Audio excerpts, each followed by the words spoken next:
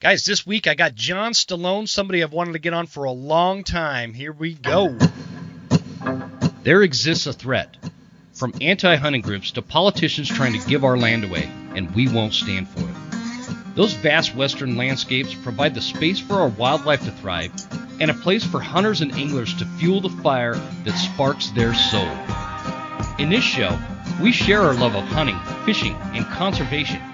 Here, we provide the foundation to meet these threats through passion and the grit of the American outdoorsman. Welcome to the Western Huntsman Podcast.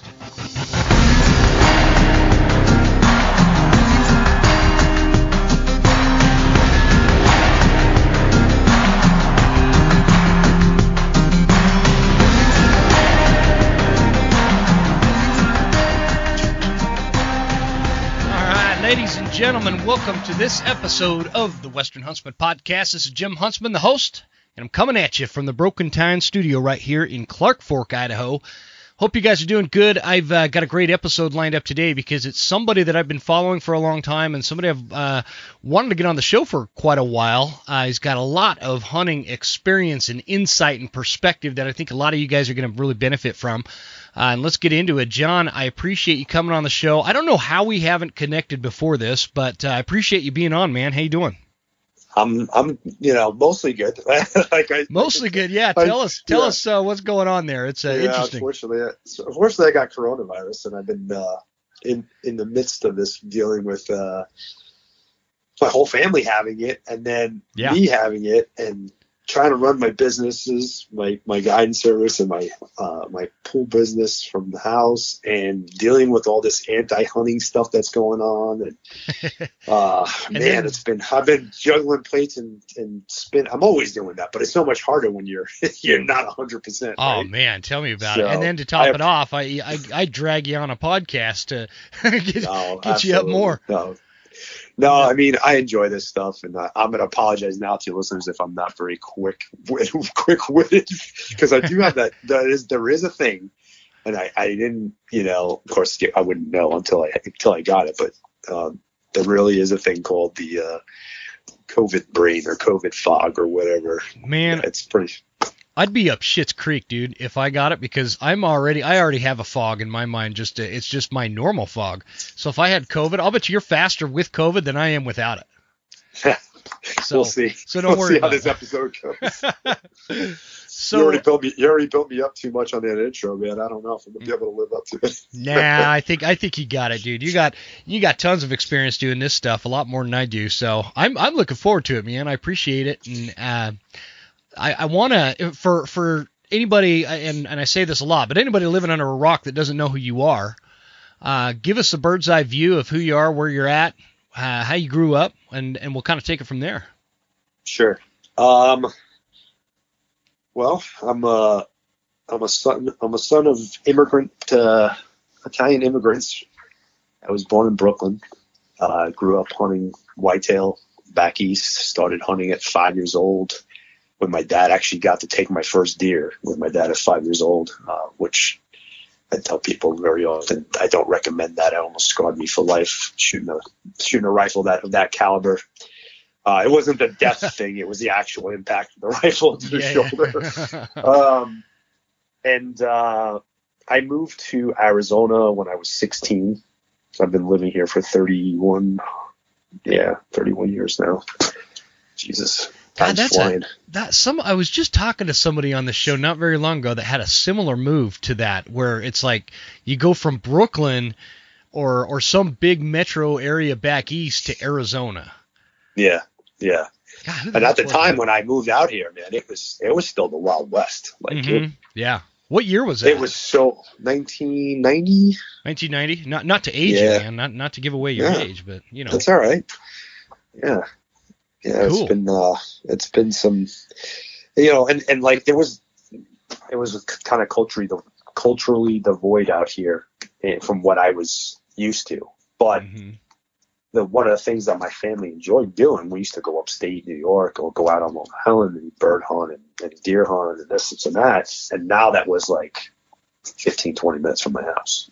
I didn't have to make a trip, What part of Arizona did you guys move to? Scottsdale. Oh, now okay. Scottsdale is unfortunately you barely hunt. There's some bow hunting in city limits now in the metro zone. For javelina and for deer, but and you could do coyote and stuff like that, but I think my not buddy, a whole lot. I think my buddy Not a whole Justin lot. Swagger lives down in Scottsdale. I was in the Marines with him. Anyway, yeah, I don't know that name, but Scottsdale's a huge place now. That's what I was going to say. I think it's a metropolis. Yeah, for sure. like 20 years ago that you guys may have known each other because of the size or whatever, but like it's just sprawling now. I can't believe it when I fly into Phoenix how big that area is anymore. It's crazy. It is crazy big. It's like the 5th largest in the country, I think. Mm-hmm. So, but so I moved out here. As far as hunting is concerned, like I said, I hunted my whole life, but I've been a professional and hunter, being paid to hunt in some way, shape, or form, either through writing or as a guide or whatever, since 2001. So for over 20 years. Oh, wow. I've been actually podcasting since before it was even popular. I think 14 years ago or something like that. I did my first podcast. What was? Can I ask you something about that? Sure.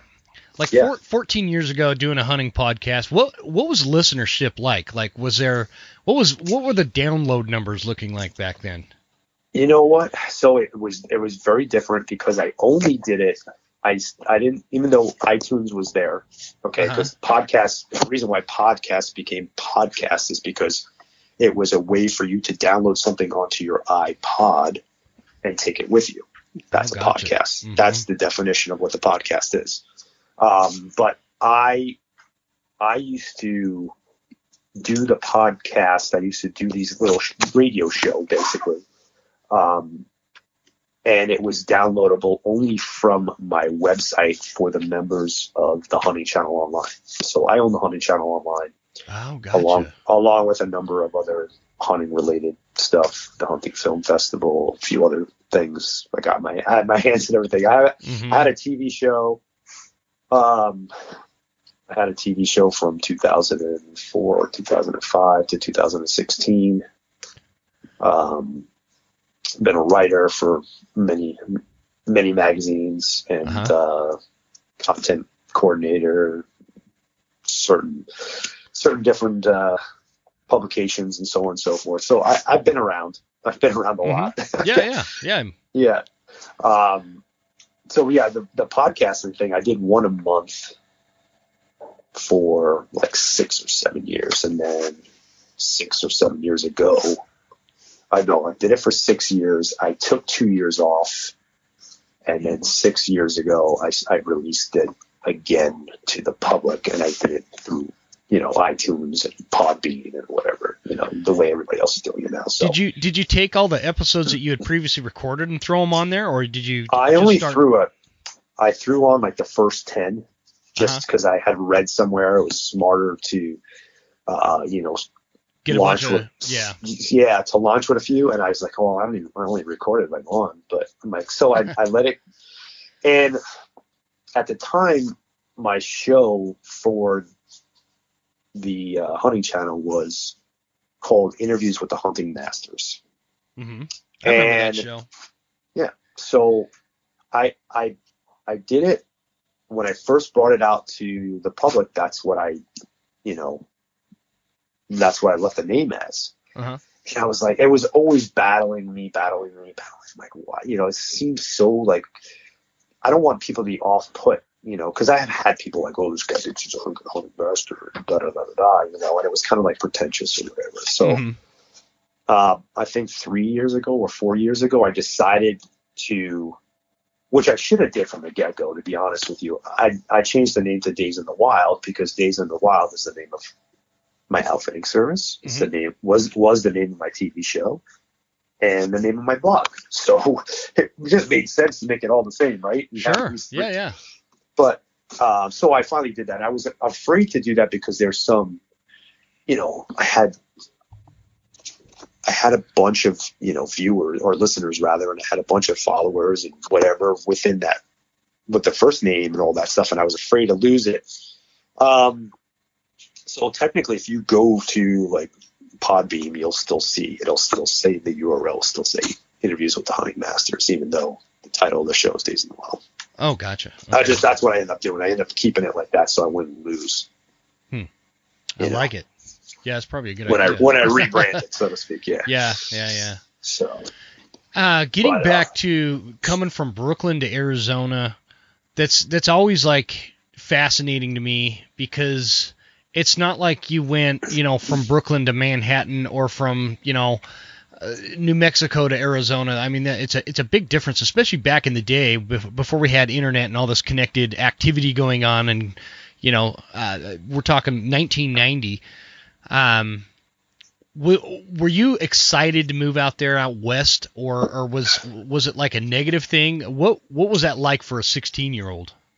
Well, I mean, of course, I had my friends and I had my life. And actually, at the time, I lived in Long Island. So I moved. I kind of skipped over this. I went from Brooklyn to Long Island, and then Long Island to Arizona. So I lived in the burbs. I'll be honest with you, man. I'm ignorant enough that I don't even know the difference between Long Island and Brooklyn. Long Island is like the suburbs. Okay. There's deer hunting. Okay. I go back to hunt deer in Long Island every year, almost. Okay. Because my wife's from there too, so we go spend time. I've killed my fair share of whitetail out there. It's a lot of good deer hunting. Yeah. Anyway, but I had one really good positive thing going for me, is that my cousin Paul and my cousin Anthony, who I was closer with than anybody, had moved to Arizona the year before. So when I got here, I already had friends. I already had, people to hang out with and show me the ropes. And so it was a very easy transition for me. My sister, on the other hand, had a little bit harder than me. But yeah, other than that, it was the best thing my dad ever could have did for us. I mean, it was nuts. Back then, even, in the 90s, my dad was paying $8,000 a year in taxes or something crazy like that. And in Arizona, it was less than $1,000, So I was like, just cost of living, all this stuff it just made sense for us to move. For sure. Right? Yeah. And get us out of New York. But anyway. Yeah. What was, hunting-wise, what were you most excited about moving to Arizona? I know some of these questions, they kind of sound like, some canned questions, interview questions or something, but I'm genuinely curious about that. You're 16, you're already a hunter. All of a sudden, you're in a western state, and of all western states, you're in Arizona. You've got this high timber country down to, desert kind of landscapes. There's coos deer, there's muleys, there's whitetail, there's elk, there's all these new things. What were you most excited about? Well, I mean, honestly, it was elk, because that wasn't something I got to do. I mean, mule deer were exciting to me, but at the time I didn't really. I just looked at them like, oh, that's it's another deer or whatever. But elk was something new and different and iconic of the West, even though like I said, mule deer is definitely up there too. Yep. Oh yeah. I, when I first moved out here, we did a lot of bird hunting. My uncle was a driving force in us hunting, because my dad, right about the time we moved out here, my dad kind of gave up hunting. Mm-hmm. He always had an inner thing, like he enjoyed eating the animals. He enjoyed nature, enjoyed going out, but he and he was really good at it, like really good at it. For somebody who never had any training or had anybody really show him the ropes, he had really good instincts. My dad was always the guy that tagged out back home, back east, before the rest of his brothers or whatever. And so he kind of gave up hunting. But he would go bird hunting. He just would give up big game hunting, and then eventually gave up bird hunting too. And now he just goes and chases it with his camera. But he's still pro hunting. He still believes in hunting. He just can't pull the trigger himself anymore. So that's it. I know a lot of dudes and I'm like that. And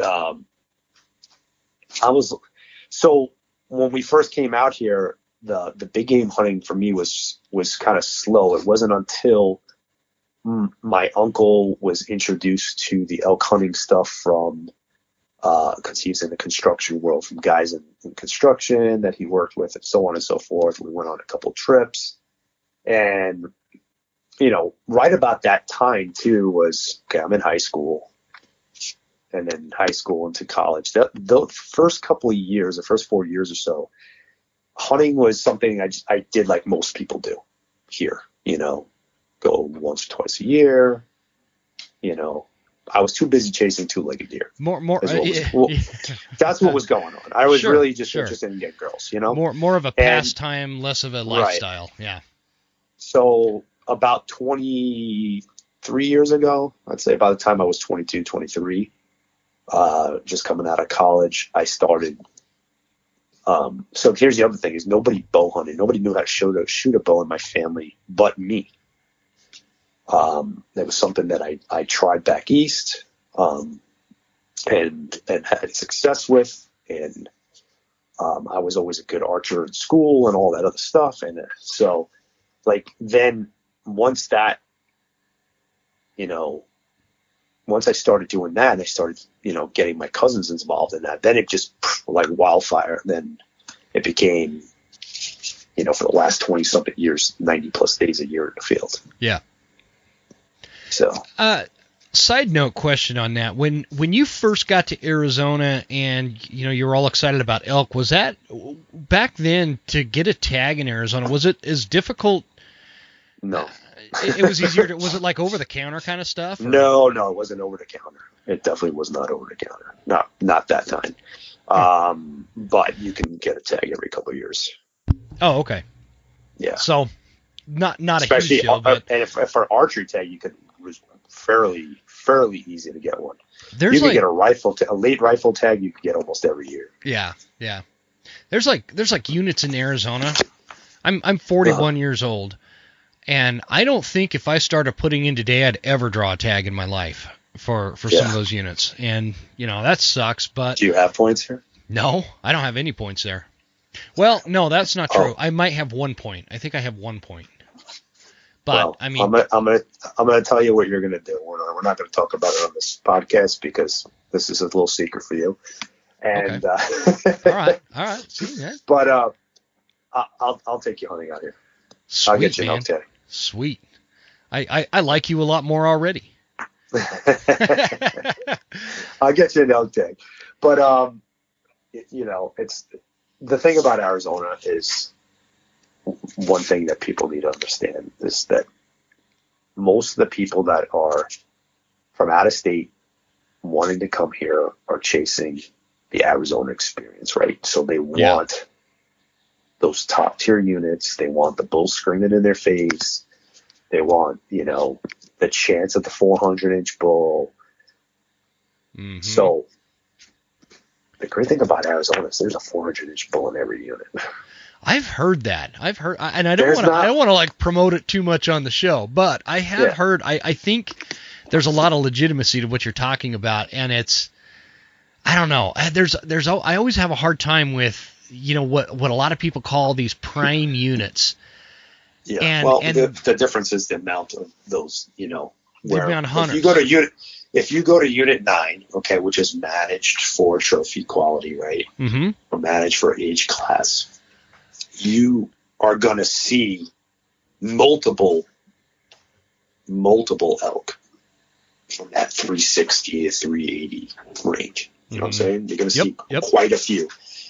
Where in, let's say, a unit like, 6A, which is an opportunity hunt, right?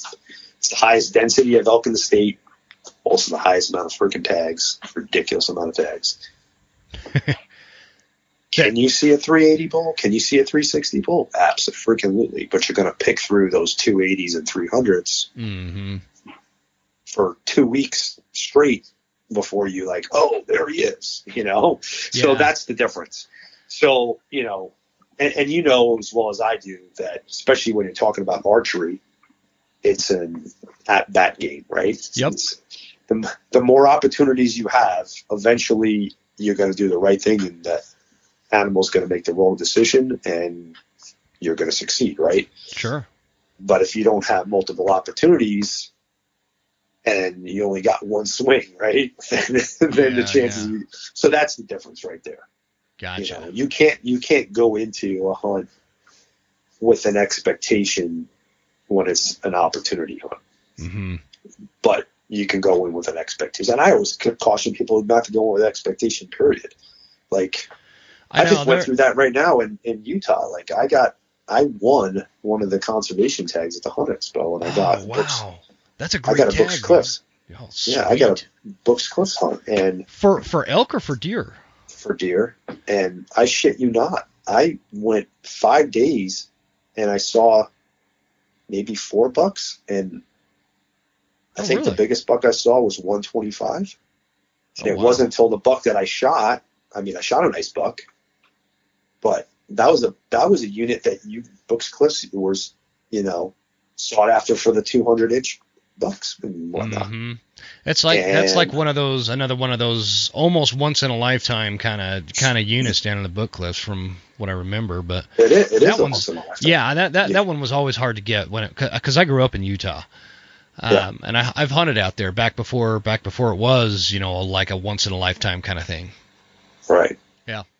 So, I mean, yeah, you got it's a migration hunt, So if you don't have the right weather, then those deer are not going to be there, and you're not going to see. So like you have all these expectations. So I had already gone in there with the mindset in my head. I was like 170. That was my benchmark. By day 4, I had lowered it to 160. Mm-hmm. So yeah, day 5, I was talking myself out of shooting a 150, and that was the first big buck that I saw. Like, mature buck that I saw was that 150, and then later that afternoon, I end up glassing up the buck that I ended up killing, and so I ended up getting a good deer, but I didn't.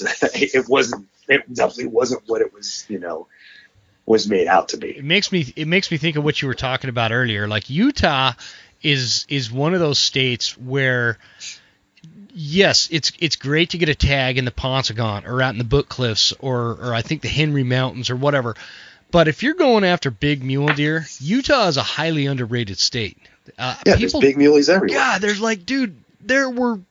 you wouldn't believe the bucks I saw in my backyard in Draper, Utah.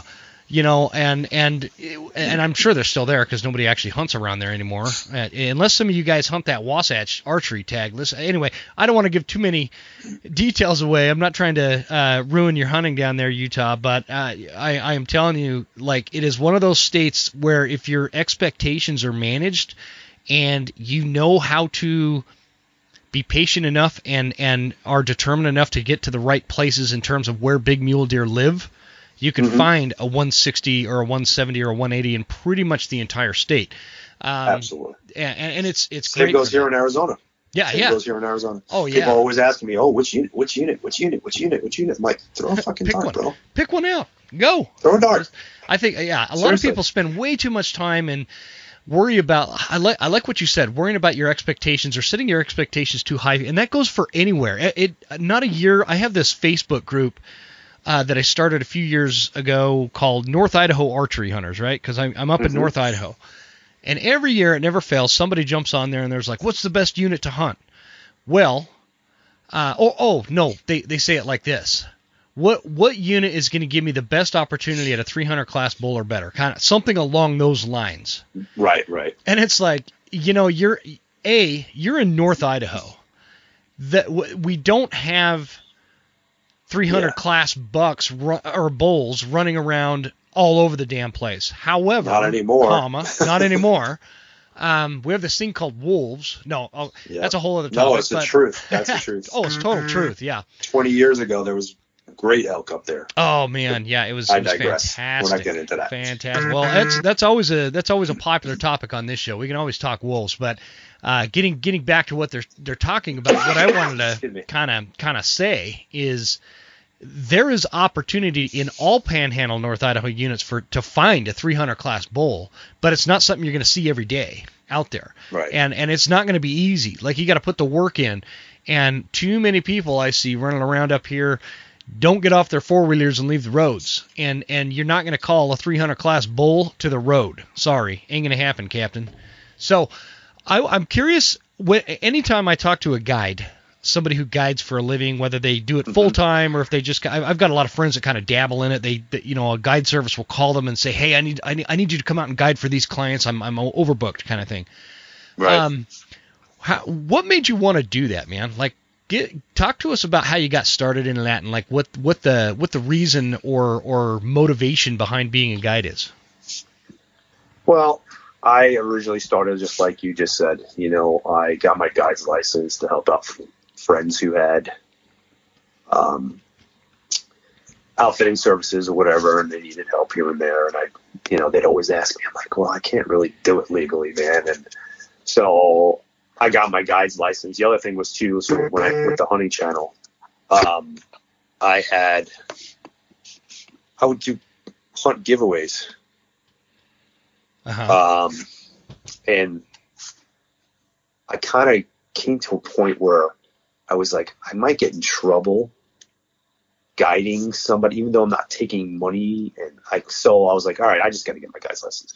So I did that. But the reason why I started my own outfitting service was mainly because of my father-in-law. We were having a conversation. Did you say your father-in-law? Correct. Yeah. Oh, okay. Sorry. And some years back, about retirement exit strategy. He was wanting to retire soon and da-da-da. And so between him and I had these two kids working for me, Shane and Jake, and they were pushing me like, yeah, John, come on, you should start your own and we can guide and this and that. I'm like, so, and I kind of went for it. And I was like, listen, we're just going to be like the boutique guide service. And I kind of keep it small, and I still do because of that. I don't want to have, just guides upon guides that I don't have influence on, and that's kind of, I know that was a roundabout way of getting into, but I kind of got into it mainly because people were kind of pushing me to do it. Makes sense. Yeah. I think that's how a lot of guides are. Yeah. So now that I started it, and, I like to keep things going. It was going well. So I just, I keep it small and just keep going with it. I try I have a very, I don't know what the word is, selection process maybe. Mm-hmm. I have a good selection process for my clients. They don't hire me, I hire them.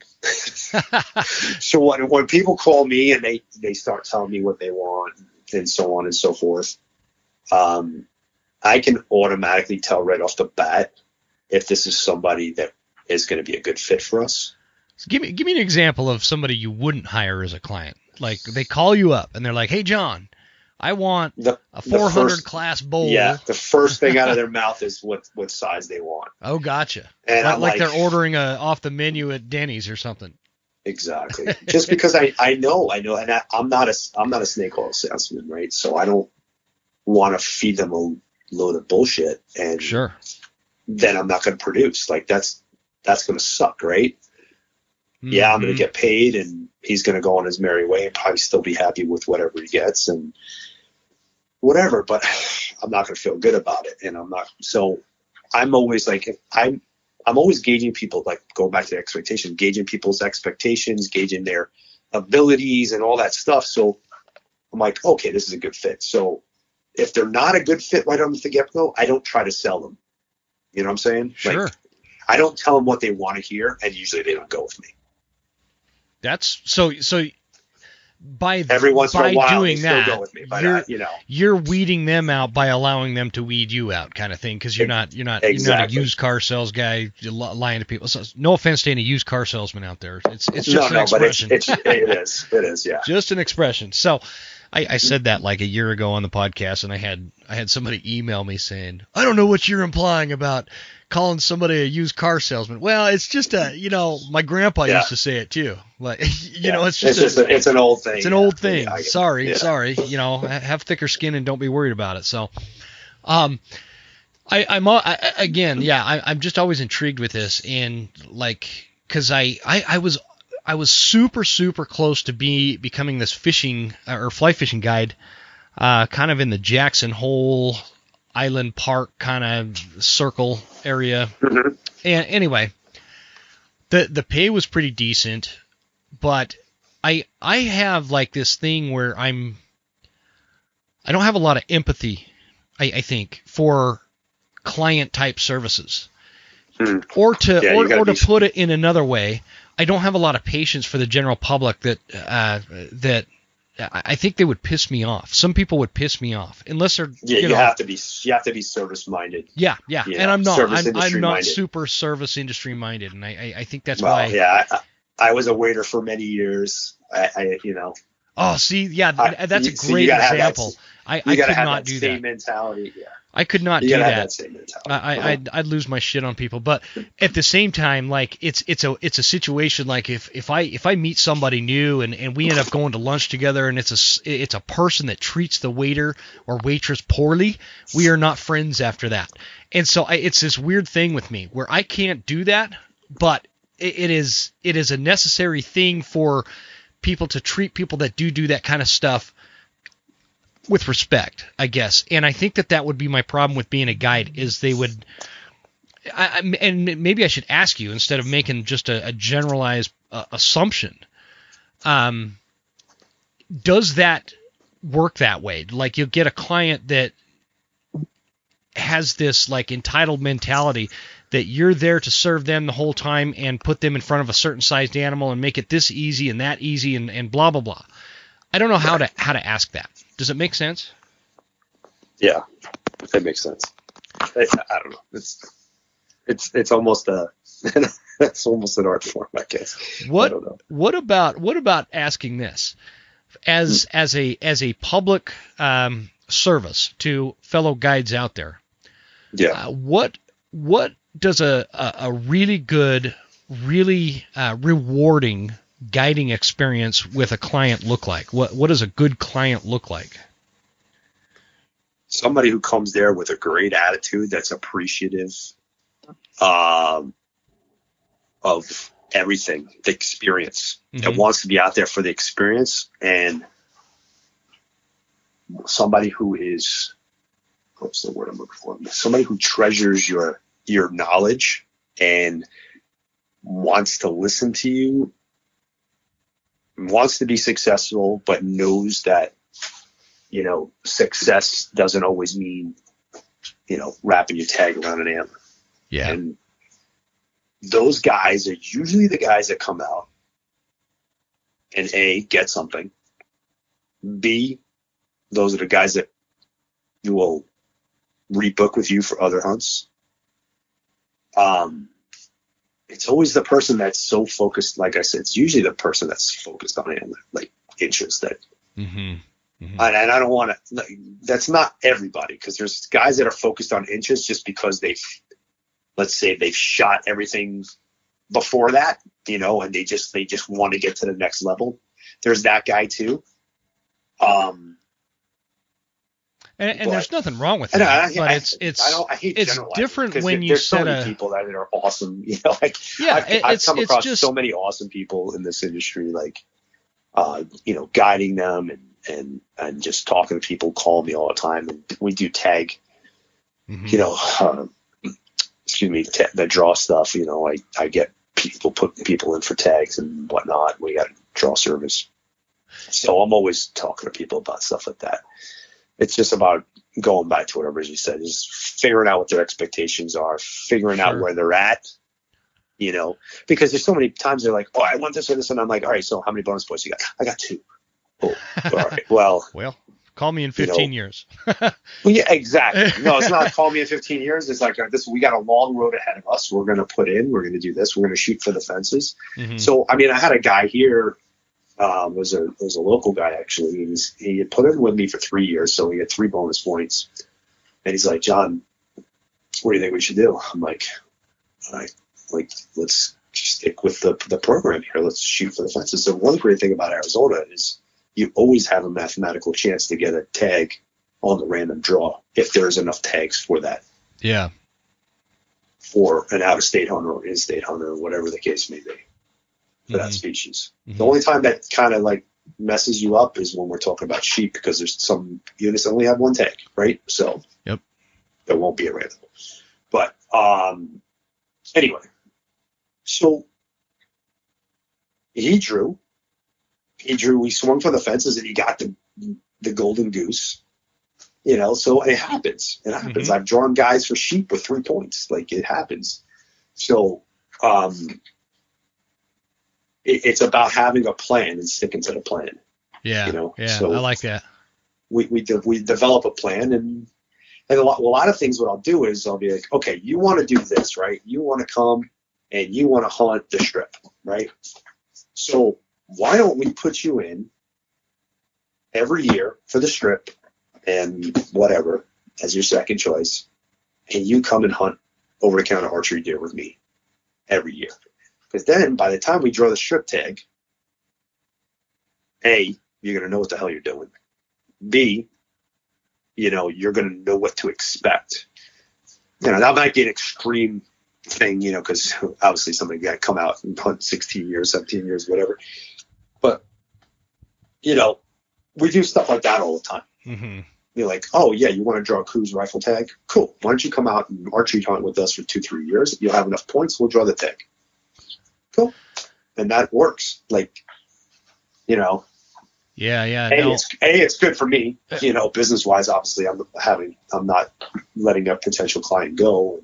But the main part about it is they get an understanding how things work.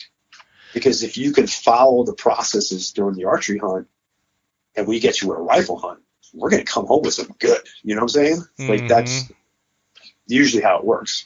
But, and learning how to manage your expectations, it comes from experience. And the thing that I like about that process, or actually going back to what we were talking about, is there's a difference between an experienced hunter who has reached a level that wants to push him or herself to reach the next level, and sometimes whatever, and that's however they define that.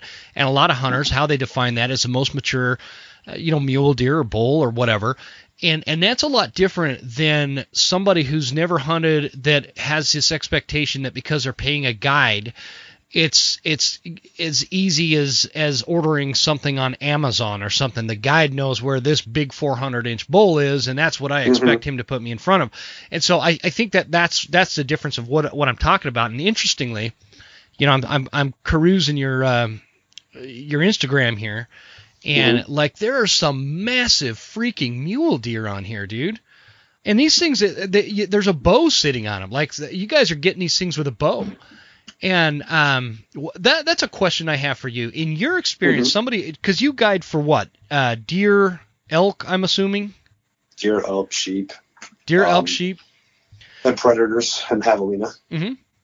Yeah, I don't really do antelope here in Arizona. I don't feel comfortable taking people's money because it's not something that I keep track of. Yeah. I know, even though we have great antelope hunting here. Oh yeah, totally. It's hard for people to get tags, and it's hard. I mean, it's just like sheep. Sheep's hard to get tags, but at least I enjoy going to watch sheep here and there just to go watch them. So with your guiding experience though, with that, what is your experience, or what have you found to be more of a difficult hunt, I guess, is one way to. I always hate using that in that way, but what's more of a difficult hunt in your experience, like a big mule deer with a bow, or a decent bull elk with a bow? I think muley's harder than elk.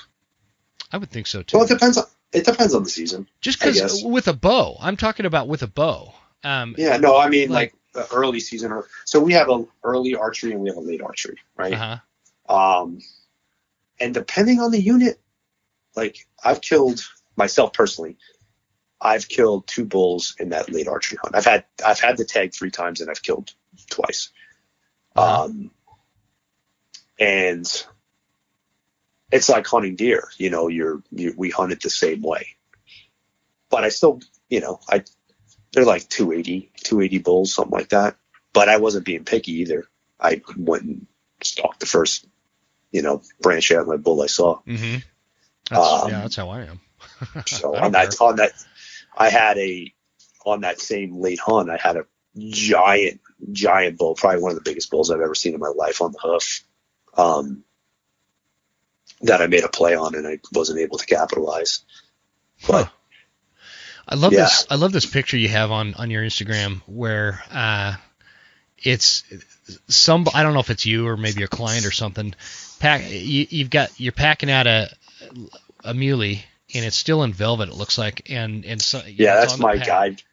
That's my guide, Shane. Oh, is it? One of my guides. And it's you're walking through the cactus, and that I think is what you're implying when you talk about the Arizona experience. That's part of that. That's part of that. So that's a really interesting story. So that buck scores 197 and something. I don't remember exactly. Huge. Yeah, he's a stud. That's in a unit that is not known for big mule deer at all. Oh, really? Like it's like a 140 unit, like a 140 inch, typical type. You kill 140 to maybe 150 inch buck. And, we pulled that buck out of there, and we had my client didn't miss. We would have had a buck over 200 also. No out kidding. Of that same unit. So it's a good example. Like, it's not a great unit, but your expectations should be this, but just in case, just so you know, we might be able to pull one out. We might be able to pull one off. So. Oh, that's awesome. What, like passion-wise, where do you fall passion-wise? What gets you most excited? Doing these guided mule deer hunts, or doing your own mule deer hunts, or guiding for elk, screaming bulls, or coos deer? Talk to us a little bit about that. Yes. All of it? All of it. I knew we were going to get along, dude. I love it all. I mean, listen, if you tied me down and said, hey, you can only hunt one animal for the rest of your life, one species, whatever. If I could say deer, I would say deer just because of more opportunity everywhere. But in reality, my favorite, I think elk hunting's still my favorite. Yeah. I love it all, man. It's I get so crazy. tough. I love ibex hunting. I love antelope hunting. I love it. I go to Wyoming.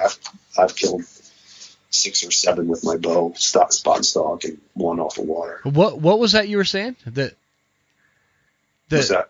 What species did you just say? I don't know if you cut pronghorn. out. Oh, yeah, gotcha. Pronghorn antelope. Yeah. Yeah, I've never even tried it. I've never even tried pronghorn with a bow. Antelope with the bow is a must for anybody. Okay, and I'm going to tell you why. It is, especially for somebody who doesn't have a whole lot of experience and wants to shorten the learning curve on spot and stalk hunting. Mm-hmm. You see antelope all day long, right? Mm-hmm. And if you go to like Wyoming, places like South Dakota, whatever, that have a good population, right? It's not like deer. When you hunt deer, you spend, 80% of the time looking for them and 20% of the time stalking them. Sure. It's the other way around. Antelope hunting. You spend so you get a 80% lot. of your time go back in front to those of bats, them right? you get a lot of at-bats. I like that. And you have to do it with a lot less cover. And you have to do, you have to learn how to play terrain in a really large, because usually like the terrain that they occupy is really wide open or whatever. So you got to really like look at everything, and it really teaches you how to plan a stalk and how to use what you got to get in close enough to make a shot. Yeah. And I think it's probably the best hunting for learning how to spot and stalk with it. All right, you're getting me excited I'm going to have to try that, because I've never tried it with a bow. I got one with a rifle one time, and it was a 30-06, and it jacked up a bunch of the meat, and I don't know, it just wasn't like so you said. They're in the country where you can watch your dog run away for 3 days, wide open. So a bow would be super challenging. Yeah, see, like antelope to me is one of the toughest for spot and stalk. One of the toughest to get is antelope. Mm-hmm. Spot and stalk. Because it's also one of the easiest to get with a rifle. Yeah, I would agree with that for sure. Yeah, I'm gonna have to try it, man. They're pretty jumpy. They're jumpy little buggers. Yeah.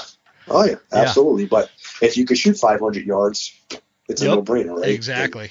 exactly. You just I always struggle with that. Find the right one. I always struggle with that whole issue. Because it's like what you were saying, and like what I was asking you about. What if you had your druthers? What's your favorite hunt, kind of thing? One of my daughters asked me that when we were out whitetail hunting this year, and it was November, and she's like, "What's your favorite thing to hunt, Dad?" And I said, "Whitetail deer." And that's not true. It was just whitetail deer in that moment because I was actively hunting whitetail deer. If you ask me in September, elk are my favorite thing. Late October. I'm the same way. Yeah. It's just, it depends on spring bear. Spring bear are my favorite thing to hunt. It just depends on the season. Yeah. But it's the same kind of thing when you're talking about and I want to get your take on this. Weapon choice. And because if you ask me when I'm bow hunting is my favorite thing to do. But if I've got a rifle, then all of a sudden that starts going up there, because it's a different mentality. It's a different hunt. And a lot of people are, they're purists one way or the other. They're, I'm only a bow hunter. And then to top it off, I'm only a trad bow hunter, or I'm only a rifle hunter, or I'm only a muzzleload hunter. And man, you miss out on so much experience and good times, and just the overall nature of these different hunts is so different. Like the way you hunt a mule deer with a bow is different than the way you hunt a mule deer with a rifle. And they're so much fun, both of them, to me, in my opinion. And I want to get your take on it. Like for me, I don't have a favorite method of take. I enjoy all of them, and I made it. See, I've been obsessed with bow hunting for like the last 10 years or so. But I reminded myself this last season that I'm really good with a rifle. I made a hell of a shot on a mule deer this year, and got him. And it was a proud moment for me because I thought I was pretty rusty with a rifle. But talk to us about your philosophy on that. Do you have a take on that?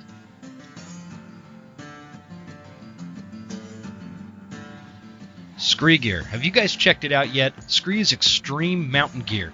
The high-performance hunting attire, scientifically tested, backed by a great company. It's my go-to camo, and of all the discussion we have about all this infighting amongst hunters about what kind of gear they choose, it's okay to have a favorite, as long as we're not fighting about it. And my favorite and my proven gear is Scree. Scree is spelled S-K-R-E. It's kind of a play on the word from scree rock found at the bottom of a cliff face or something like that, and they changed the name.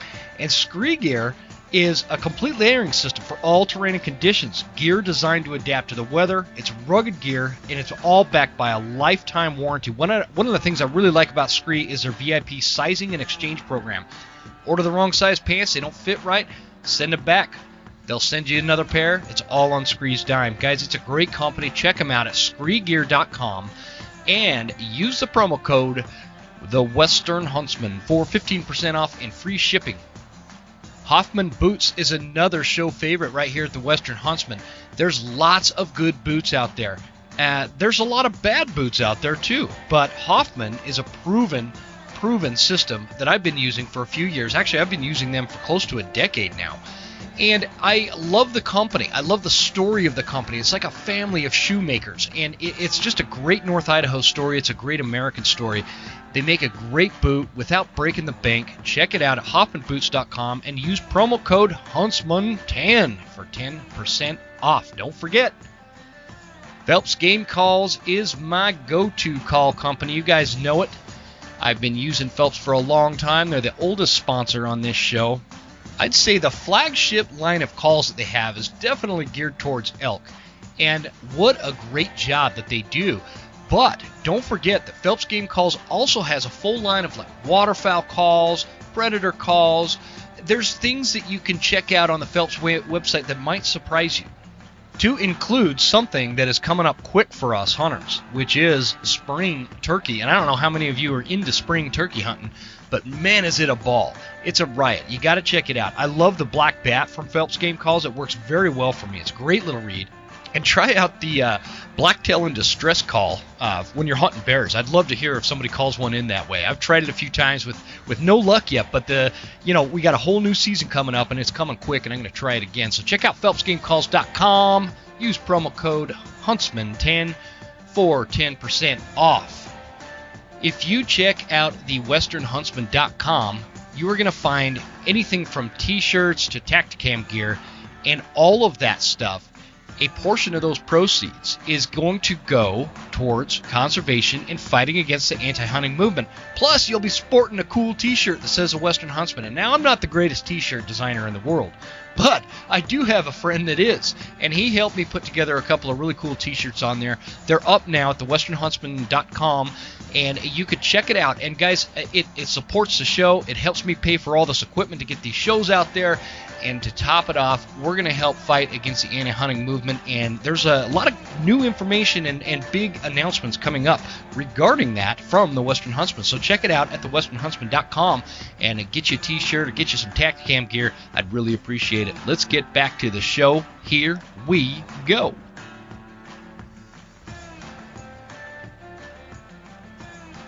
I'm a bow hunter, but if you ask me, when somebody asks me, I'll say I'm a bow hunter. Mm-hmm. You know, because my passion is bow hunting. I do rifle hunting. And why I do enjoy it. Why is it your passion? Why is bow hunting? I know why it's a passion for me, but I'm curious. Like for you, bow hunting, is it because of the nature of being up close and personal? Does it have to do with calling animals in, or the level of challenge that it is, or like what is it for bow hunting? It's all those things, but it's also the amount of preparation, the year-long, tinkering, and Are you one of those super technical guys that like dials in FOCs I've kind of become that way. Have you? I've kind of become that way, but I've always been this. Like I used to be a guy that like, here, bring it to the bow shop, set it up, give me the freaking bow, and but I would still shoot all year round. I was, there was nothing I wouldn't want to do with a bow. Like I don't know if you've ever seen any of my videos of me bow hunting for coyotes, right? Yes. No, I haven't seen the coyote ones. I've seen you bow hunting. But yeah. Not for so coyotes. I got to see. I kind of got a little niche of followers there because I call coyotes in and I shoot them with the bow. It's like rad. A drive-by shooting. That's freaking rad. I need to watch those. I got into it because I wanted to better myself as a bow hunter. There was so many times. It actually kind of goes back to New York, or even it was Illinois was the kick in the nuts for me. And I had this buck chasing a doe, and during the rut, it's like a drive-by shooting. Yeah. They chasing does, and you're trying to get them to stop, and they don't stop. So you need to be able to pick a spot and know the range in your head and shoot. Like if they do stop, shooting in a movement. And yeah. Right. So I'm like, what can I do? I'm like, I'm going to start calling for coyotes. And that's what I was doing. And, eventually I was, my best shot so far now is 52 yards on a trot, but on a coyote. No kidding. But yeah, I try not to do that anymore, but now because I've got it down to kind of a science where I could get them to come in within 30 yards, and they usually give me that 2-3 second stop. That's all I need. Can you send me that video, or is it just on your YouTube somewhere? Or? Yeah, just go on my YouTube. Okay, yeah. I'll search it out. Just What's the name of that? Stallone, just do bow hunting predators, or bow hunting coyotes. Okay, something like that. I gotta check that out, dude. I'd love to do that. I have a great opportunity to do that here on my property because we have a shit ton of coyotes around here. Oh yeah. So maybe I'll call them in. I was gonna save all the coyotes for my girls to shoot, but maybe I'll put them in the back seat and make them call for me. Yeah, it's really about setup more than anything. Do you are you using like a mouth call for that, or you got like a Fox Pro? I've done it with a mouth call, but 9 times out of 10 I get busted and I don't get a shot off. Because I imagine that'd be pretty tough to go from the mouth call to drawing a bow back. Yeah, it's not even that. They've pinpointed you because they hear exactly where the sound's coming from. Mm-hmm. So any movement that you go to make, they've got you. So you're using a Fox Pro or something? Yeah, Fox Pro's my go-to. I need to get one. I got to quit messing around and just buy one. Yeah, no, honestly, I bought one almost 20 years ago. It was the first one that I bought. Uh-huh. And that thing, I still got the original one. That thing has given me more shit-eating grins than any piece of equipment I've ever bought in my life. Yeah, I know. I don't know why I haven't been on that bandwagon ever. I used to be a prolific coyote hunter, but I'd call them in with a mouth call, right? And then stop them. But this was rifle hunting, and I think it's a lot more doable rifle hunting versus I really want to try this bow thing, because if you could hit a coyote with your bow at 30 or 40 yards, you're damn sure going to hit an elk, right? Yeah, and so right. like that's a great way. It's like when I was in little league baseball, our coach would show up to baseball practice with a bunch of softballs. So we were batting and throwing and pitching and catching a bunch of softballs. So when we switch it to a regular baseball, it was a lot easier all of a sudden. Right. So it's an interesting dynamic when that's a great way to practice bow hunting is through predator management. Well, that's been my hunting. philosophy all the time. So when my first degree in college was, my bachelor's was exercise physiology and wellness. I can't even pronounce that. What did you say? Exercise physiology and wellness. So I was doing strength and conditioning coach and studied to become a physical therapist actually. And I got into the whole sports specific training thing. I'm like, well, I can apply this to my bow hunting.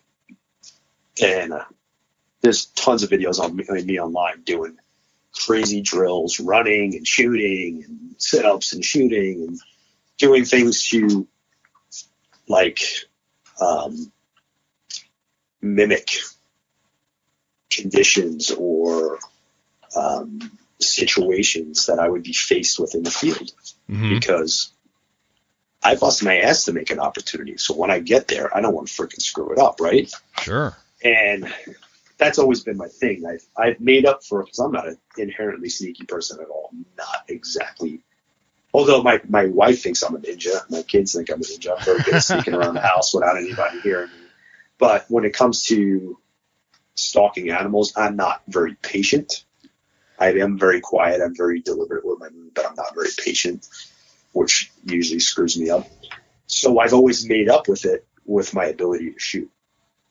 When I have a window of opportunity, whether it's small or not, I've always been able to capitalize on it. Now, unfortunately, in the last couple of years, my eyesight hasn't been as good as it was. So it takes longer for me to acquire the target. Yeah. So that little delay has actually screwed me up. And I've had to make some adjustments, which I have. And luckily, I'm back on track, but I had 2 years there where I wasn't doing very good. Do you think it's easier to improve your shooting or improve your patience? Because I think I'm like you, man. I have terrible. What's that? I think it's easier to improve your shooting. I think so too. I think so too. I try to talk myself through it so many damn times, and then what ends up happening is I'm super patient for the 75% of the stalk that I don't need to be, and then the last 25% I get impatient, and then I screw it up. Yeah, I'm the same way. I could have been going hard the first 75%. And I would have been fine. And then I'm the got same patient way. the last 25. Yeah, that's where I get sloppy, is that last 25%, and I don't care if it's hunting whitetail from a stand or if I'm like, that last final moments before a call in, I get sloppy on an elk.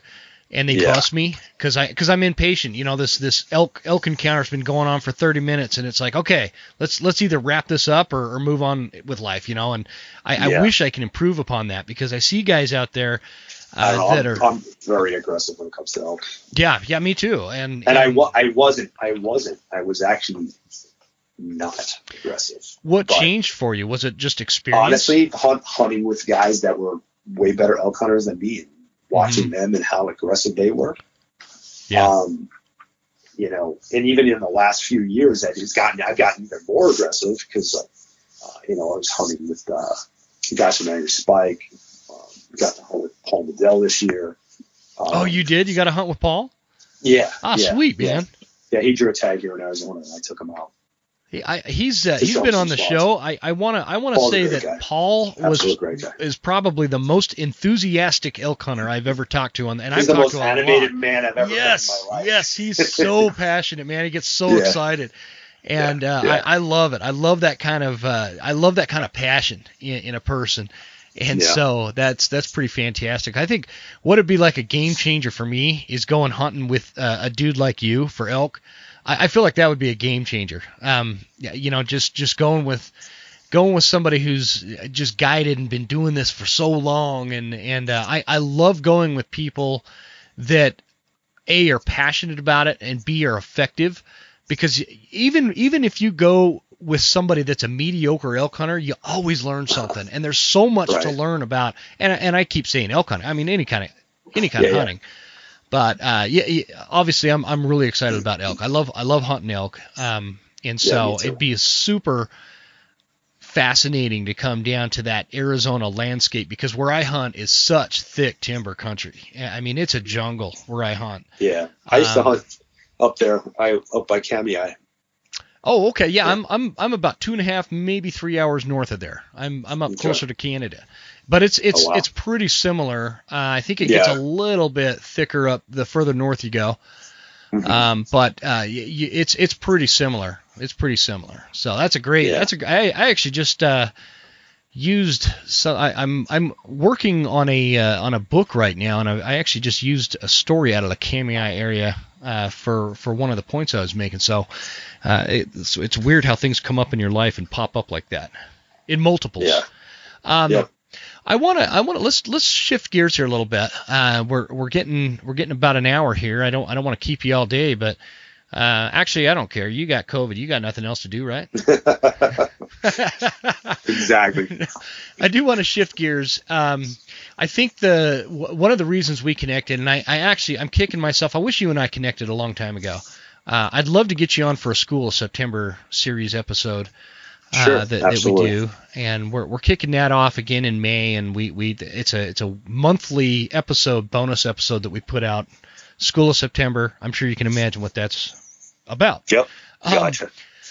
Anyways, we kind of connected because of a lot of the stuff that's going on within the hunting space and the anti-hunting space. We've got petitions and legislators, or not legislators, anti-hunting organization pushing legislators to do things that you and I will disagree with when it comes to hunting, and specifically what's under attack this winter is a lot of predator hunting. There's lots of issues. There's lots of issues going on. You've got a predator hunt ban being proposed in Arizona. There's one in Colorado. There's an anti-bear hunting ban or legislation or petition or something going on in California. It's not on the same level as SB 252, but it's just as dangerous. And then the Washington one that kicked us off. We've also got issues surrounding the Yellowstone ecosystem with some organizations down there that are making some headway with getting petitions and numbers on those petitions for relisting wolves, which is a grave, misguided, uneducated pursuit. Mm-hmm. I mean, it just is. There is so much information out there to counter that argument. I don't know how anybody with a serious look on their face can pursue that. Anyway, let me digress from that before I lose it. But that's what we're dealing with, though. Well, that's what we're dealing. I mean, all of this is all of it falls into that. All of it falls into this category where it's this thing where it's like, for some reason, predators have more value in their minds than, say, a deer or an elk, I don't think it's that at all. What do you think it is? I think it's a very well coordinated effort.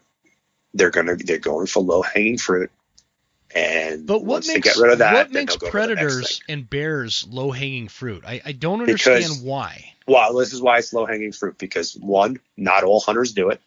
Mm-hmm. Okay, so you don't have the support that you would have for deer hunting, let's say, which is pretty much everybody who hunts deer, right? That's a pretty fair point, yeah. I mean, of course there's exceptions, right? But that's number one. Number two, it's very easy to get the support of non-hunting public because we supposedly don't eat bears. We supposedly don't eat lions. I think there's a lot to that point. Let's break that down for a second. There is a misconception that people that hunt bears and lions, it's strictly what they like to call a trophy hunt. Right. And they don't understand that with the exception of wolves, when we're talking about this predator hunting, that that meat is harvested. That meat is used, and right. They don't know what they're missing by not eating it either. Yeah, exactly. Lion's actually very good too. I don't know if you tried it. Mm-hmm. So lion and bear, yes, but typically they're right. We don't eat bobcats. I mean, I have to prove a point. Sure. Didn't really love it. Didn't really love it, be honest with you. I've tried coyotes. Didn't really love it either.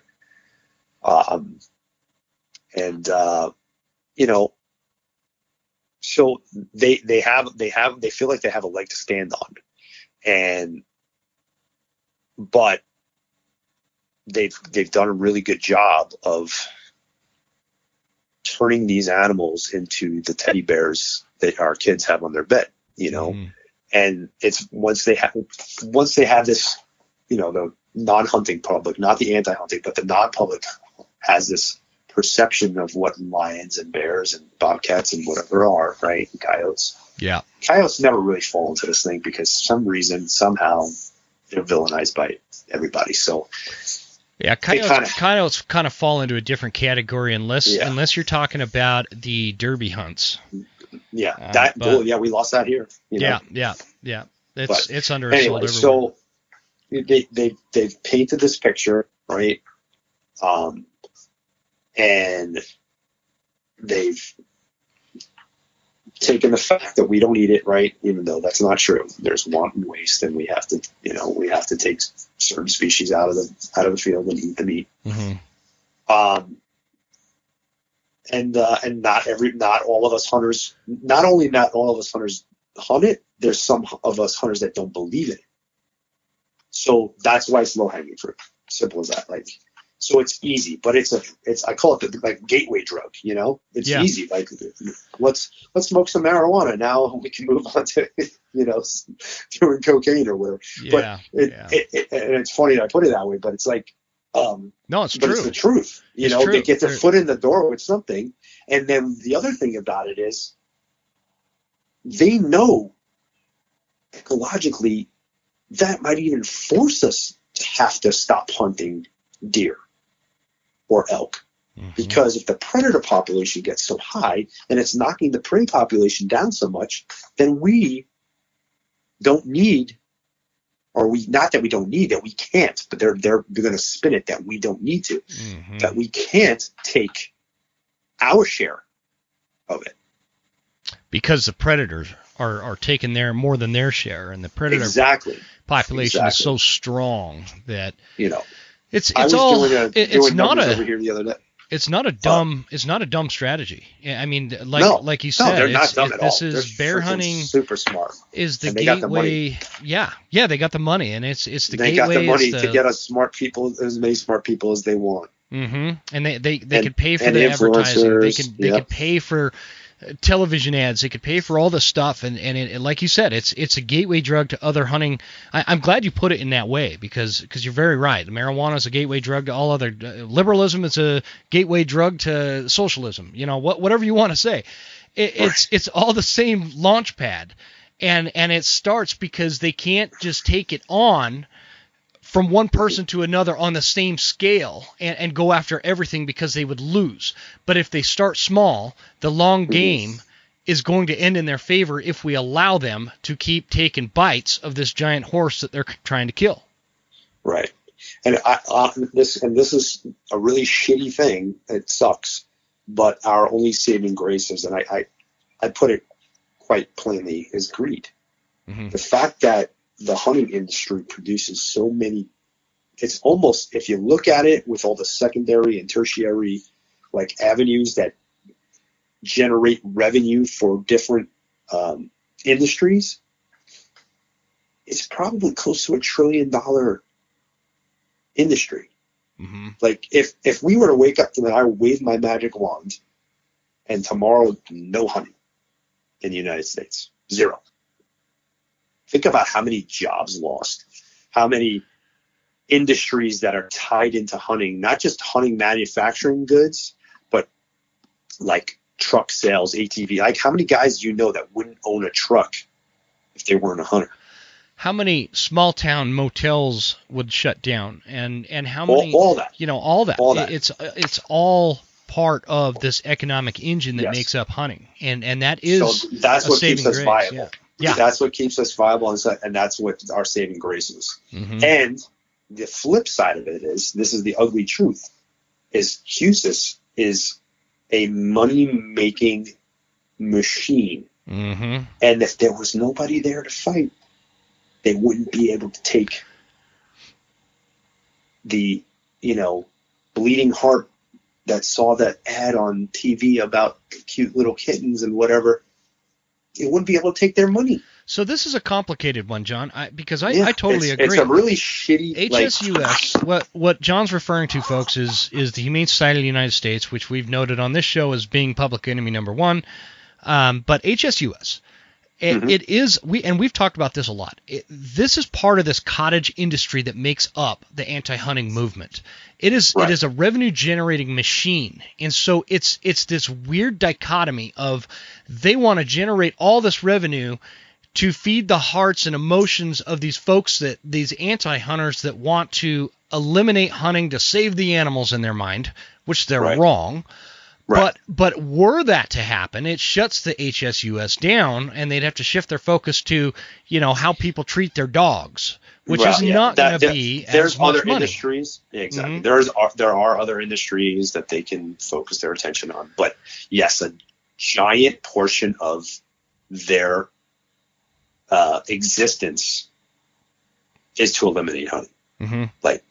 And if that went away, that would be a giant blow to their pocketbook for sure. Oh, for sure. Yeah, they would not have the earnings that they do now.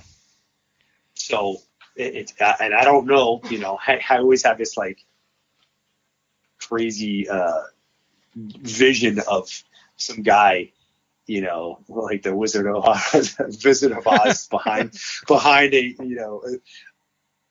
curtain, pulling strings and whatever, But in reality, that's the truth. It is so the truth. It's funny you say that, because I have literally used that same scenario, that like the anti-hunting movement is run by this secret dude behind these evil curtains and pulling strings. I've used that same analogy.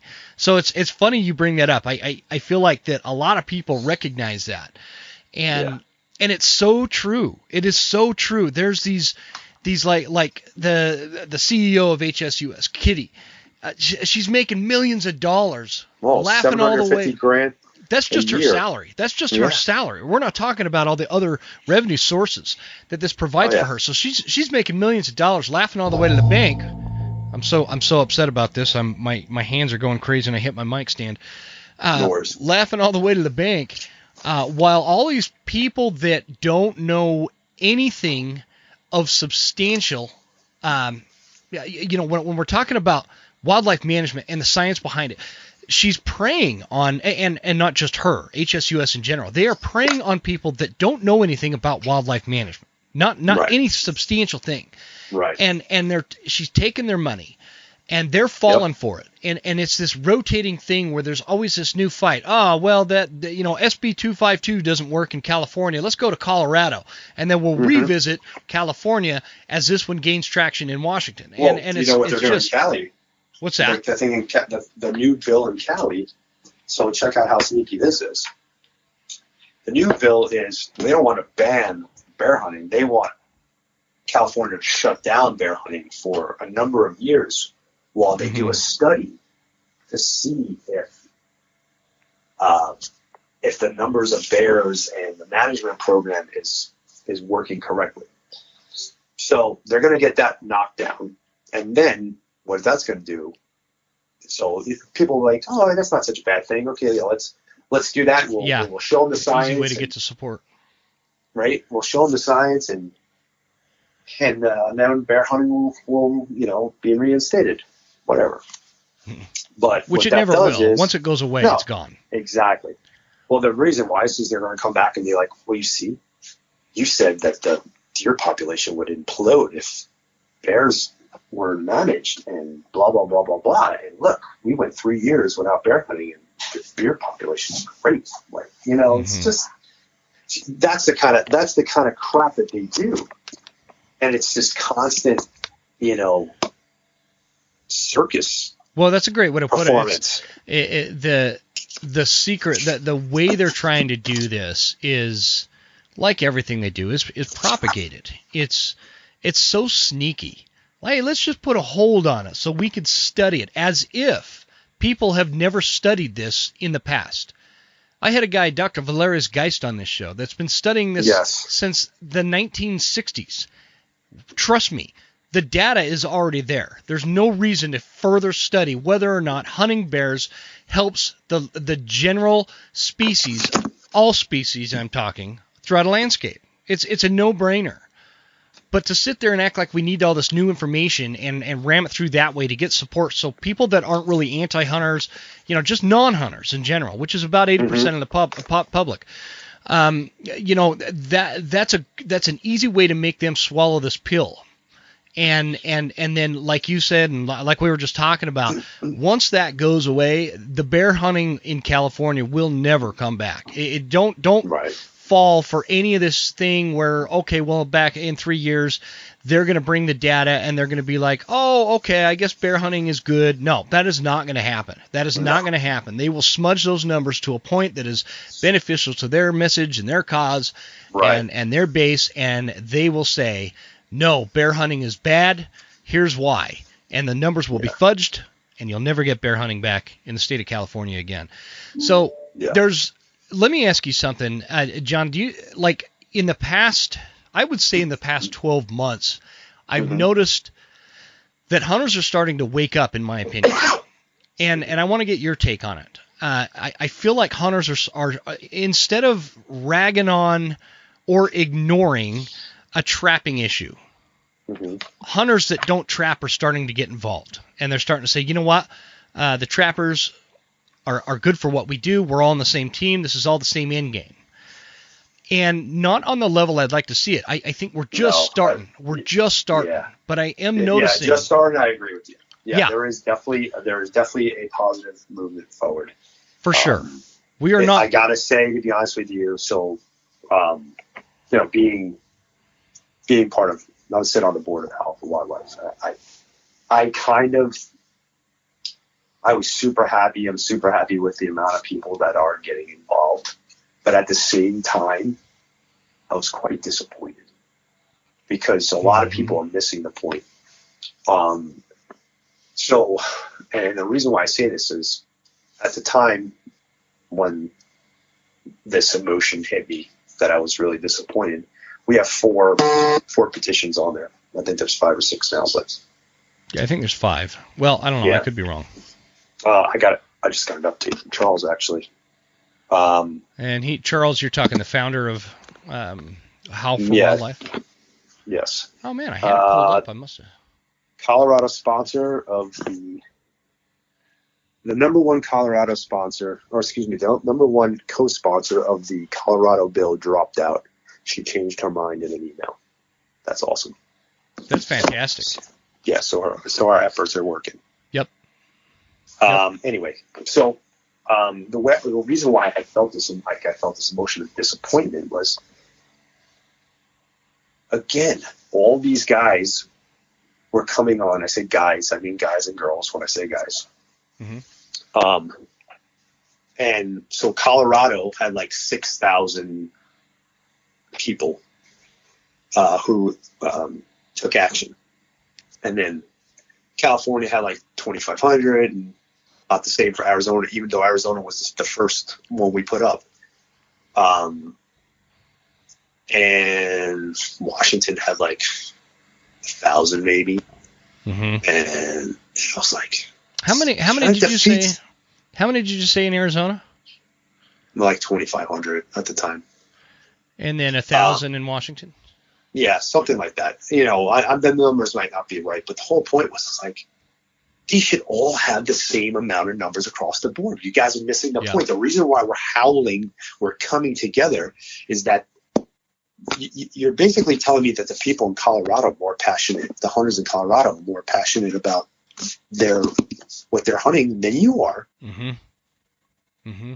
Okay, that's number one. That's what that's telling me. And number two, that those people in Colorado don't give a shit about everybody else either, right?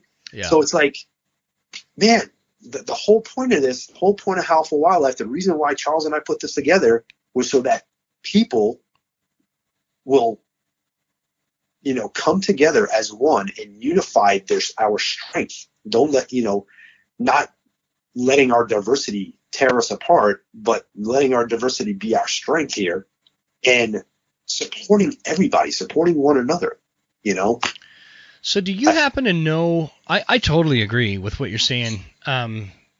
It's critical. This is going to be critical. And I wonder if, because we have the same frustrations, but I wonder if maybe we're getting frustrated too soon in terms of the numbers, because what is this thing, like 3 weeks old? Not even. Huh? Not even. And how many members have signed up, generally around or whatever? Give me a second, I'll tell you. Yeah, I'll give you. I will pull it up right now. Because there's a lot of movement on social media with it.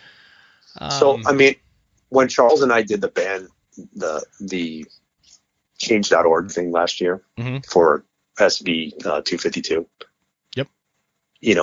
In like 5 days, we had 27,000 people. I know. And there was awesome. $20,000 in donations. Yeah.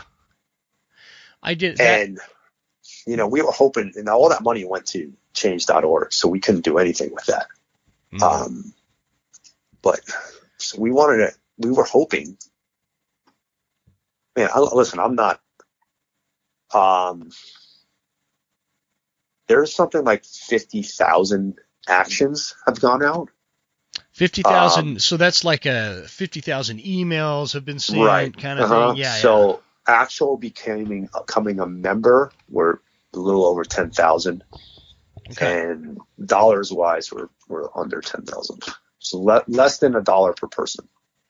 Well, that's one of the things the website is doing there. Is it's not asking. A big part of it is I think, getting this group kind of off the ground without asking for money, but it's going to need money. It's going to need money. It does, definitely. Yeah. I'm going to tell you right now. This is the second time I said it on a podcast, and the only reason why I'm saying it is because we don't want to ask. We don't want to be that organization constantly with our hand out and stuff like that. But it takes a lot of money to run this. Like absolutely, and you're going to have to at some point. Yeah. So, how come man? It's weird. On my laptop, it never recognizes my thing to sign in for Howl for Wildlife, but on my phone it does. Anyway, I'll go back and fix that later. It's going to take money, and we're going to have to, because HSUS, they're not shy about asking for money. And they put that money to use, and we need the money to fight this stuff. And I love the platform of Howl for Wildlife in a sense that it could take somebody who's caught up in their job and their kids and their marriage and their mortgage and their minivan and all this other stuff that likes to hunt. They could spend 5 minutes on this site and send emails to 5 different issues, because we were talking about that earlier. There's 5 right now. They just added the beagle issue in, I can't even remember New Hampshire. New Hampshire. Yeah. So there's 5, and you go on there, you sign in, you sign up for a free account, become a member, and then you could just add your name to these lists, and the email gets sent out. It's a very effective way. Think about that. In a few weeks, 50,000 emails have been sent out. Think about that. That's a massive amount.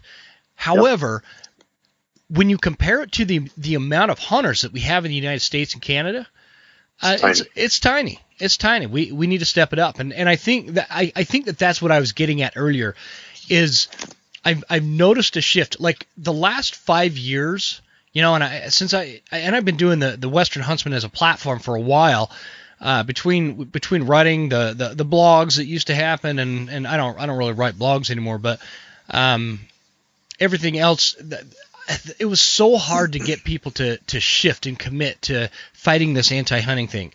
Like I would put this stuff out and I felt like it just wasn't making a dent. And then there was other platforms that were a lot bigger than mine putting this stuff out, wasn't even making a dent. And the last 12 months or so, I've noticed this shift where people are starting to pay attention to it. They're starting to wake up. And I think that is going to be the little wave that's going to turn into the tsunami down the road. No. You know what I mean? And so once all the cool kids start talking about it, yeah, it'll be all right. Because I mean, like, to give you an idea, you know, we talked about Paul Medell. Okay, he's one of my most popular guests that I have on. When I usually do a podcast with Paul Medell, it'll have somewhere between 18 to 25,000 downloads. Oh wow, yeah. Okay, that's awesome. If I do so I just did this one with Charles. The day that we launched, how I did a podcast with Charles and with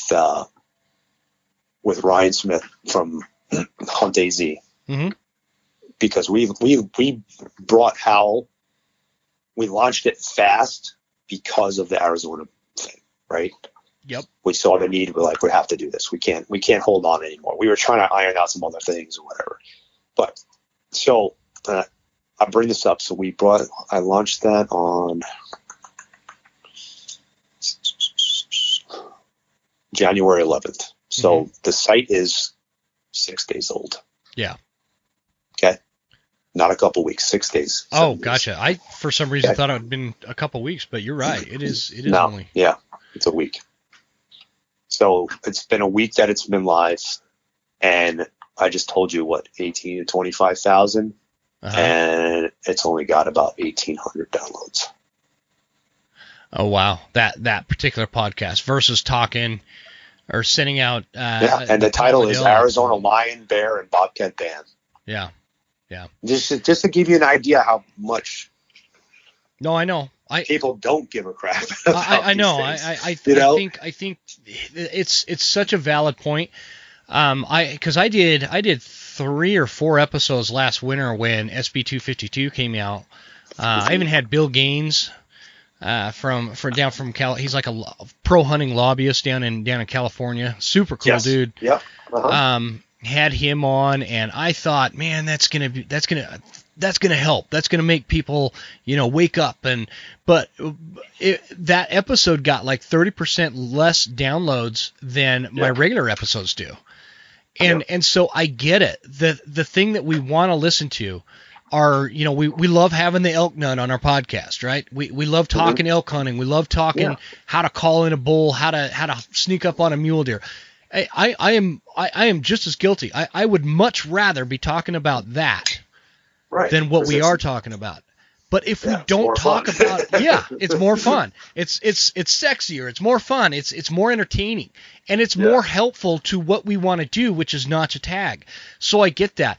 But we also have a responsibility to future generations to help make sure that those future generations have this opportunity, so they don't look back at us and think, what a bunch of pussies, man. Like, they didn't stand up for this. They didn't do anything. Right. All they wanted to do was listen to the, elk hunting conversations and not how to stop these anti-hunters, and now look at me, we can't hunt. You know what I mean? Right. Like, and don't anybody send me nasty emails. I feel like I'm saying this on I'm doing this disclaimer on every episode now. Don't send me a bunch of emails that I called everybody a bunch of pussies. That's not what I'm doing. I am saying that we are going to prevent ourselves from being called a bunch of pussies by future generations because we were too pussy to do anything about it. Sorry for the language, folks, but I do mark explicit on all of mine. And I'll tell you one of the things that we're trying to do. Listen, so we don't beat the dead horse, right? Yeah. One of the things that we're trying to do with Howl is we're going to have an initiative here that's basically the 80-20, right? 80% of the time, your Instagram, your Facebook, whatever you go about your life doing it, 20% of the time, start promoting the North American wildlife conservation model. Start promoting powerful wildlife, to start promoting hunting as conservation, taking 20% of your posts and 20% of, and just everybody starts getting into this habit of doing that, it's going to go a long way, a really long way in changing the narrative, right? Yeah. And changing the perception of people who are on the outside looking in. Yep. And those are things that we need to do. Like there's a lot of things we need to do.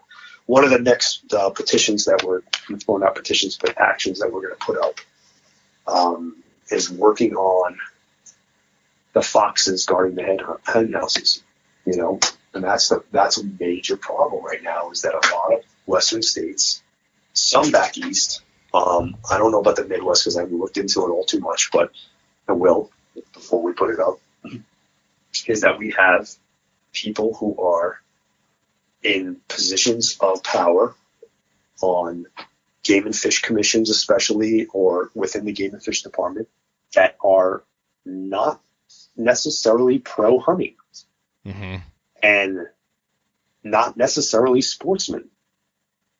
And that's a problem. Yep. You should not have that authority. You should not be appointed by the governor. Most states are, that's an appointed position. To be on the Game and Fish Commission is an appointed. Some of them are elected, I believe, but I don't know enough. I don't know enough about it yet. But the problem is there some? Go ahead. Have you seen the commissioners in Washington? That's what I'm saying. It's the epitome of what you're saying. It's like perfect example. These people have these are people that are philosophically going to most likely be against hunting because for philosophical reasons, not science, not emotion, not anything else. It's just a philosophical thing in their head. And they've got one named Lorna Smith that has no business being on a wildlife management commission board. Like, it's such a lopsided thing in the state of Washington, and how they get that Governor Inslee puts on as commissioners. Gosh, I get so excited, man. I got to slow down. Anyway, that's the epitome. So that's the next step. Mm-hmm. There's that, and I'm trying to figure out who the decision makers would be to kind of get. That's a full scale thing. That's because something's got to happen within each state. It's got to be a state law. And it might just be, just systematically go state to state. That might be, Jesus, I don't know what kind of a process that would be, but I don't know. I'm trying to get in touch with the Congressional Sportsmen's Alliance and figure out something with them on that. But I always try to compare it. And this might be helpful to you guys, John. Is look at the Idaho wildlife or Fish and Game commissioners. Mm-hmm. These are not people that all hunters are going to agree with at all times, right? But they are inherently and philosophically pro-hunting.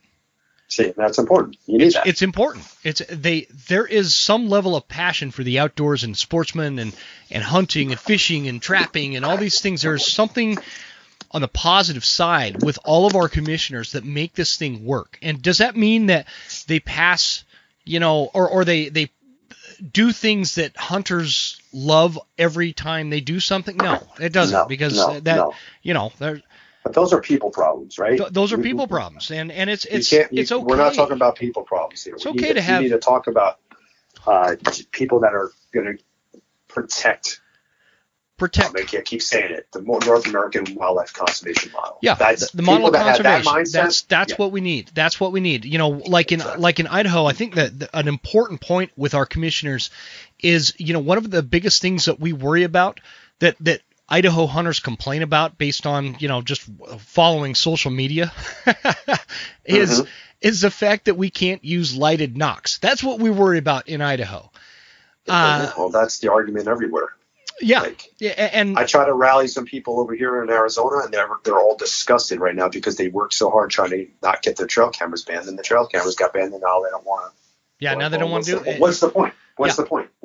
Well, the point is, okay, that was, somebody trying to play both sides, and they won, and and somebody. It wasn't necessarily something that, back up a little bit. This is something that Charles says all the time that makes perfect sense. Wildlife protection of wildlife and sound science is apolitical, right? Yep. There's no politics. It's you want to see wildlife on the landscape. You want to be able to hunt them. You want to be able to view them. You want to be able to. It's apolitical. Just this is what needs to happen. Follow the science, right? The problem is when you get into stuff like, wearing orange in Colorado or the trail camera stuff. This becomes a point because nobody's going to argue, right? The two hunters are not going to argue that they want to see more elk, right? Nobody's going to argue about that. Yeah, yeah. But one hunter might argue with another, like, I really don't care if I have to wear orange during archery season. Mm-hmm. Yeah, you see where I'm going with this? Like, yep. Some guys like, I hate these trail camera things. It just lets all these outfitters make, sell their hunts and blah blah blah blah. Yeah. So there's those things you can't take those into account. Well, that's why Hal doesn't really get involved in those directly. I do personally, because well, because you and I are active hunters. You and I are active hunters. I think one of the things with Howl for Wildlife is showing non-hunters and anti-hunters that hunters do have a unified voice. If we work together, we can have a unified voice. We can have all the dissent in the world about whether or not we want trail cameras or lighted knocks. But my point to that was that's our biggest problem in the state of Idaho right now, and that's because we have a commission that is mainly pro-hunting. Our commissioners are pro-hunters.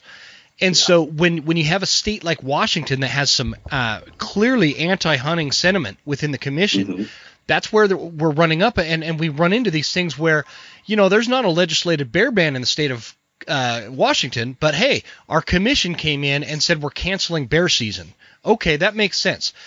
If this thing doesn't get reversed, Washington has a very, very small, dismal chance of a spring bear hunt ever coming back. That's just how it's just like what is talked about on a myriad of topics. Once the government gets a certain amount of power, they're never going to give that back. Once a bill is passed, it's hard to get that bill reversed. Almost impossible. Once that money is being spent, from a government entity, that it's hard to change that down the road. These things get just ingrained into the system, and reversing it is just like really muddying up the waters, and nobody wants to do it. And so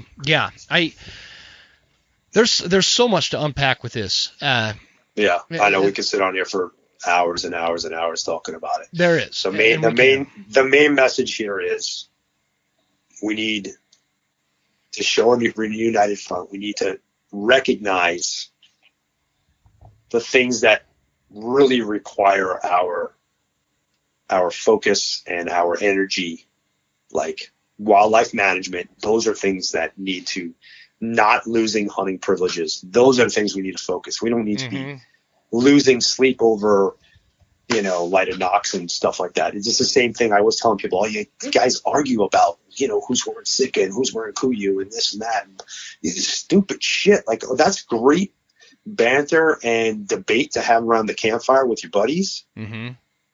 It's great for that. Don't spend so much energy and time on it. You spend 35 minutes a day on freaking Facebook bitching about that shit when you can be spending 30 minutes a day trying to save hunting so that you can wear the whatever freaking clothes so we can fight about our camo choices. That's the point. Exactly. It's the bigger issue. It's the bigger issue that we got to focus on. We can't worry about how the bacon's going to taste if we don't have the pig. You know what I mean? Right. And so there are 15.2 million hunters in the state or in the United States. We need more than 10,000 voices signed up on Howl for Wildlife. That's the math that we're talking about. That would be if there was 15 million people. What's that?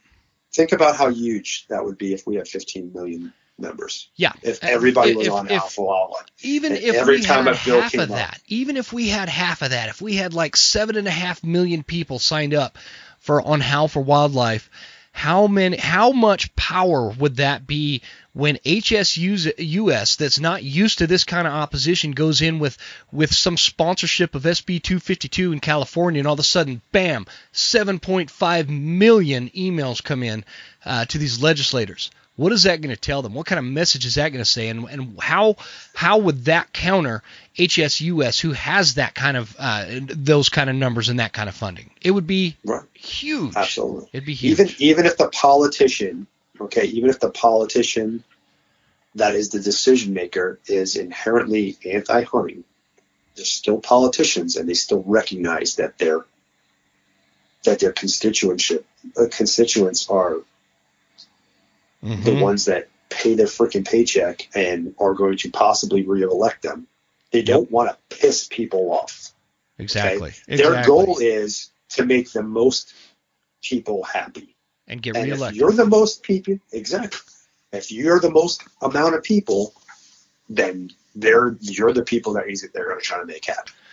So simple as that. It's such a simple concept, and a lot of people are trying to overcomplicate this, but what you just said is a simplified version of the obvious. When you're talking about there's 15 million hunters in the United States, that is not taking into account that there are millions upon millions of people that are pro-hunting on top of that, meaning, yes. I'll give you a great example. My wife doesn't hunt. So is she counted within the 15.2 million hunting licenses or license holders in the United States? No, she's not counted in that. But she gives me a hard time if I don't bring home enough deer meat for her because we count on that. We love deer meat. We love wild game meat. And so if I'm, having a year where I'm being lazy or I'm focused in other areas and not notching any tags, man, I'm gonna catch a line of crap from her. And so think about that, and how many grandmas and grandpas that don't hunt anymore that used to hunt, or how many family members that would love to get into hunting but haven't had the opportunity. We have the numbers. So that is what I think I get so frustrated with this whole topic of anti-hunting versus hunting and anti-hunting legislation. We have the numbers, we have the data, and we have the common sense of the American spirit on our side. And we're getting our ass kicked by extremists. And we have the industry. Yeah, that's a great one to add to that list. Billions of dollars. That's a great one to list. Billions of dollars within an industry and an economic engine. Right. But yet we're getting our asses kicked by PETA and HSUS. And that is what I am hoping to make an impact in turning around. People like you are going to help do that. And people like Charles that started Howl for Wildlife, that's how this thing is going to get turned around, because we have it all. We have the stuff we need. We just need to put all the stuff in the same basket and start carrying it in the same direction. Absolutely. So, John, we're going super long, man. I appreciate that. Was a fun conversation. I had a good time. I appreciate you coming on, and I want everybody to, let's see. Let me pull this back up. I've got like 3 different computer screens going right here. So howlforwildlife.org. Obviously, guys, we've talked about this the last few episodes. Go to howlforwildlife.org and start a free account. Just put your name and email, and I think it asks for, like the state you live in and stuff like that. Sign up. In 5 minutes, you can have emails and making an impact in 5 different states with 5 different issues that are regarding anti-hunting. Super easy. John Stallone, your Instagram handle is at John Stallone, right? Yep. John Stallone. And go. I'll have that in the show notes, guys. I'll have howlforwildlife.org in the show notes as well. It's all going to be. I'm trying to make this as easy for everybody as possible to jump on there and get after it. Get after it. Let's join the fight and join us. There's 15 million of us. We got it. We got it. We got the stuff on our side. Anything? Sure. Any closing thoughts there, John? No, you said it all, man.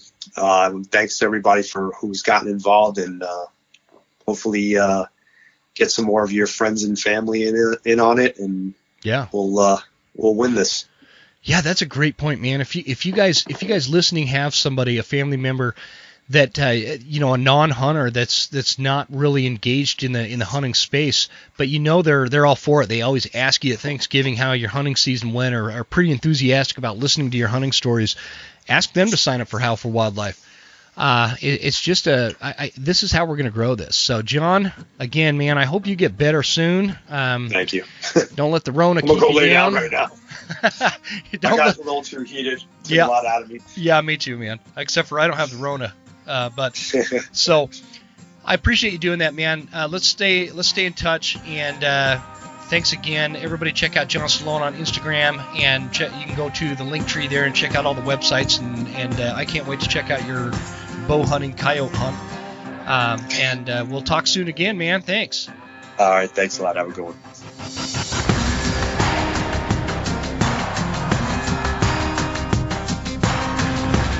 You made it all the way to the end. Thank you so much for tuning into the show. We sure appreciate your support. This is Jim Huntsman signing off and reminding you to check us out at Instagram at The Western Huntsman and on Facebook at The Western Huntsman. And you can also check out the website at thewesternhuntsman.com. Thanks again. We'll see you guys next time. Stay Western, and I'll see you on the mountain.